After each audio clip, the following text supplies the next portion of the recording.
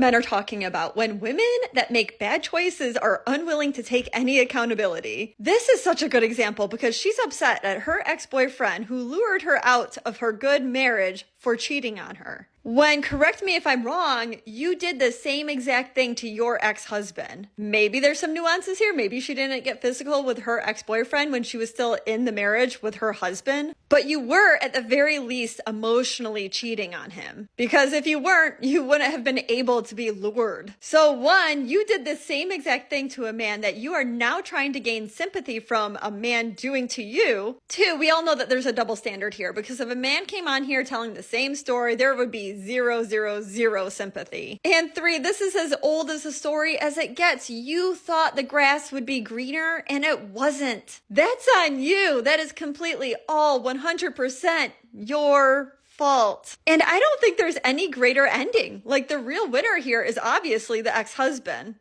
Sounds like that woman did not want to take any accountability. And his excuses are here. Oh, I got married too young straight out of high school. Okay, so number one, in terms of getting pregnant, weren't you supposed to be responsible for birth control? Now I hear like, well, what about the guy? Look, you ladies supposed to be the gatekeepers of sex.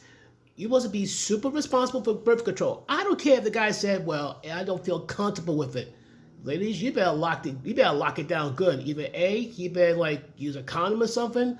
Ladies be using some birth control. Otherwise, there be no excuses. Simple as that. That's the biggest reason why she got married, because she got pregnant. Her mom forced it on her. That's what she said, at least.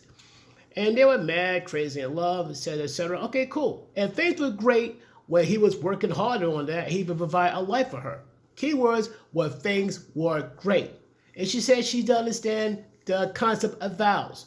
This is where the mother should step in and say, look, this ain't something you just walk away from after a while. Vows is almost like saying, like, look, for example, this is a sickness and a health. In other words, though, you could be nice and healthy one moment, you could be deathly ill, it'd be tough. Or there'd be times you'd be great, you'd be happy with each other, there'd be times you'd be getting on each other's nerves. Simple as that. There'd be times you can have enough money to be able to do what you can in life, buy things what you need, maybe some extras. There'd be times you'd be running short on money. That's what the vows will talk about. For better, for worse, in sickness, in health, for richer, for poorer. For some funny reason, she didn't get that. She didn't understand that concept. Then she had to go back to work, which makes her resent her husband, because if she goes back to work, she has no respect for her husband because he gets laid off. And when she works, he becomes Mr. Mom and all that, or whatever jobs he can get. And she's surrounded by all these single people. It's like someone said, like she said, this other woman said, and that supposed to be a flex. You are married. Of course you can forsake all others. Part of the vows, you're supposed to forsake all others. Then next week they end up having dinner in the groups and all that stuff. But long story short, the husband found out that his wife had been texting this guy like crazy, and let's say she was doing stuff she's not supposed to. Basically, she cheated on her husband. Here's the irony. The guy who supposedly lured her out cheated on her and she got upset? No.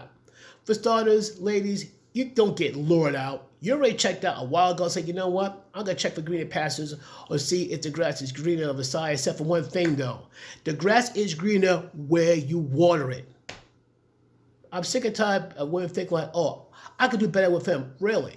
In other words, though, your man can have 80% what you need in a marriage, but because he don't have the other 20%, you're going to leave him? No. But her husband divorced because she cheated. I get that. And now she says, like, this ex-boyfriend lured me from a good marriage. She said herself, she was lured from a great marriage. She said that. But this is what men talk about. Women don't want to take accountability for their bad mistakes. So this keeps up. More and more men are going to stay single. More and more men are going to avoid these modern women like the plague. And don't get me wrong. Men are still going to date, but they're not going to do it seriously. They're going to like hang out, chill with the ladies, and that was it. Some guys, they ain't going to bother at all. It's like, you know what? I love my peace. They love their peace above all else.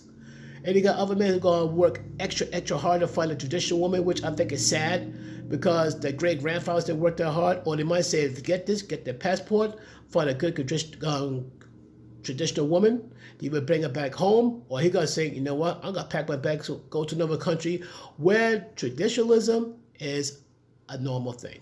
But folks, what do you think about this? You think this woman hates taking accountability, and taking accountability and responsibility is kryptonite to her, let me know in the comments down below. Peace.